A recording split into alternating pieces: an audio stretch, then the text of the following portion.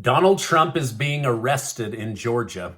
Vivek Ramaswamy impressed Americans and the former president with his debate performance.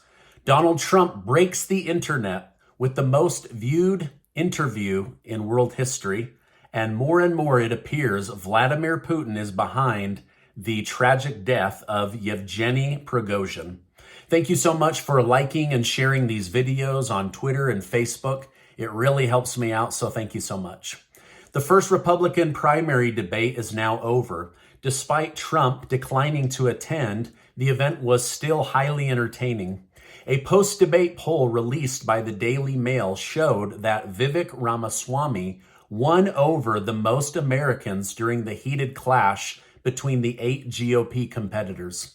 One defining moment that stood out to me is when the moderator asked if the 8 GOP would support Donald Trump for president if he was convicted. Ramaswamy was the first to raise his hand. While 6 of the 8 did raise their hand, it was Ron DeSantis and Mike Pence that waited for the reaction from the crowd to decide whether they would support Donald Trump or not. Ada Hutchinson and Chris Christie both declined to support Trump, even if the American people choose him as president. Now, the debate, Vivek also called Trump the best president of the 21st century, earning him the respect of Donald Trump. Now, you can have your own opinion on what you think of Donald Trump. I'm just letting you know what Vivek Ramaswamy said. After the debate, however, Donald Trump reposted the clip of Vivek support with the caption, "This answer gave Vivek Ramaswamy a big win in the debate because of a thing called the truth." Thank you, Vivek. Now, while Ramaswamy was the winner of the debate, Trump is still the winner of the night after making a special appearance on Tucker Carlson's 18th episode. In under 24 hours, the video amassed well over 200 million views, meaning it is the most watched interview in world history. I mean, dang, I would kill for a video with 200 million views. Now, I personally believe from what I'm seeing, there is a good chance that this Vivek Ramaswamy person could end up becoming the vice president if Donald Trump is to become the GOP nominee. But I'll continue to cover that story. I mean, I don't know. What do you think? Would he be a good vice president, or should we stick with Kamala Harris? Let me know your thoughts down below. Now, as of this recording, Trump is in Georgia, ready to surrender himself. The hashtag Trump Mugshot is currently trending on Twitter as many supporters and critics expect that he will have a mugshot taken. Now, they're saying that he absolutely will have a mugshot taken. However, what they're worried about is that he's going to take this and have hundreds of thousands of t-shirts printed within the next 48 hours and use this as a way to become even more popular. Now, Trump said this on Truth Social: "Nobody has ever fought for election integrity like President Donald J. Trump. For doing so, I will proudly be arrested tomorrow afternoon in Georgia. God bless the United States of America." But what do you think? Is Trump being arrested because the deep state hates him? Is he being arrested because he actually committed a crime? Or is this to further the career of District Attorney Fani Willis? Let me know your thoughts down below. I know that you guys have mixed feelings about Donald Trump, and I'm only covering him this much because he's in the news like crazy. Now, new details have been uncovered regarding another example of the unpreparedness of the Maui wildfires and their reaction to them. For instance, did you know in the town of Lahaina, there's only one paved road in and out of the town, and it was blocked with barricades. So they didn't sound any alarms. They didn't go door to door. They didn't send out a TV, radio, or text message blast. But the one town road was blocked with barricades. Something's not right here. Now, this caused a massive car jam, which slowed the evacuation process. And some people, listening to authority and believing that the government had their best interest, stayed in their cars and burned to death. Others ran for the ocean and swam for 8 hours to escape the heat. Now, This is just another proof that government isn't the answer. In most cases, government is the problem. Most people don't realize that. Like, look how much hell the government caused with the lockdowns, with everything that we went through. Then enough time goes by, you start realizing government was the problem, not the answer to your problem. Unbelievable.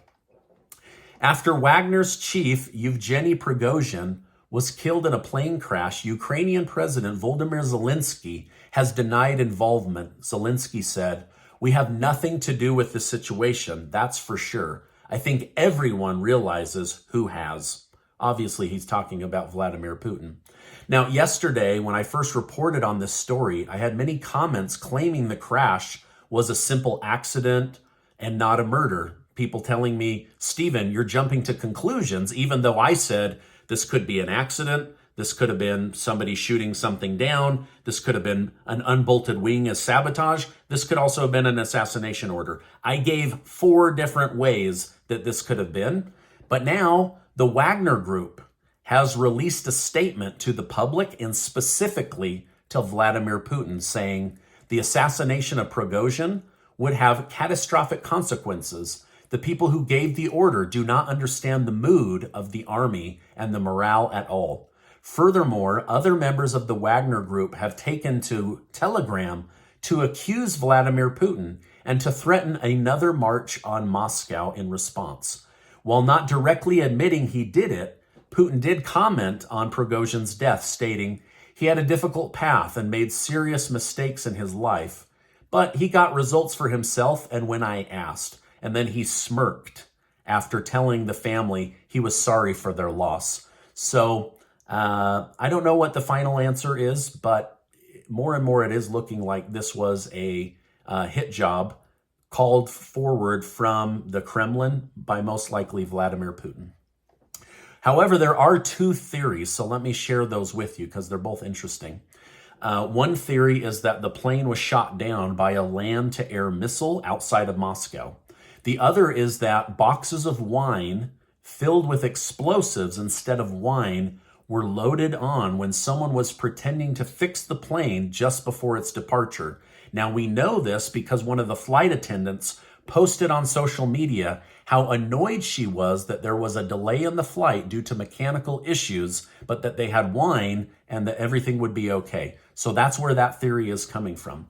There's also a conspiracy theory that I'm not saying is true, but I'm going to share it with you because this is what's in the news. Remember, I share the news with you guys, right?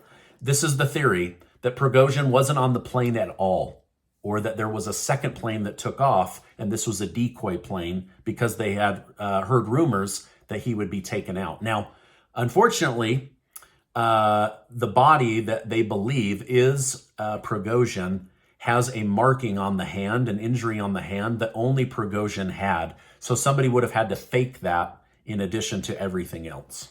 Now, Vladimir Putin also commented on the new alliance Russia has formed with the other countries in the BRICS partnership, such as China. As a result, he stated the new partnership will cause objective and irreversible damage to the strength of the US dollar and its central nature. With 3 of the world's largest oil producers being part of the BRICS nations, I struggle to disagree with him. The war in Ukraine is putting the US on bad terms with many other countries around the world, and it will eventually hurt us if this war continues to drag on, especially since Biden seems to refuse to make America energy independent. So while I can't say the US dollar will implode or die quickly overnight, the price of gas, however, could be artificially pushed up over and over and over again as a way of manipulating oil prices to the benefit of these BRICS nations. It also appears that Norway will follow Denmark's footsteps by sending US-made F-16 fighter jets to Ukraine. While this news isn't confirmed, it has multiple reports from the Norwegian Broadcasting News Center, and the government has hinted in the past that they wanted to do this. So it does look like more and more countries are giving jets to Zelensky. The Department of Justice has targeted and sued Elon Musk's SpaceX in a new lawsuit after they found alleged evidence for illegal employment practices involving hiring natural-born Americans more than refugees. Assistant AG Kristen Clark stated, "We will hold SpaceX accountable for its illegal employment practices and seek relief that allows asylees and refugees to fairly compete for job opportunities and contribute their talents to SpaceX workforce." Now, supporters of Musk argue that the company is simply not trying to hire illegal workers with forged documents. Also, Elon Musk himself previously stated U.S. law requires at least a green card to be hired at SpaceX, as rockets are advanced weapons technology. Now, I have to admit, if I'm going to go up into space, I want the most qualified people building and launching my rocket, not someone who was hired to meet a quota. I still believe that skills matter. Yes, you want diversification, but you need skills, especially when it comes to strapping yourself to rocket fuel. All right. Now, this is my update for today. As I know more, I will definitely come on and share more with you. Before you go, I want to remind you that you are amazing. I appreciate you stopping by. Please make sure to hit that subscribe button and the like button. Also, check out this important video or this important video. Hey, thanks so much, and I will see you on the next video.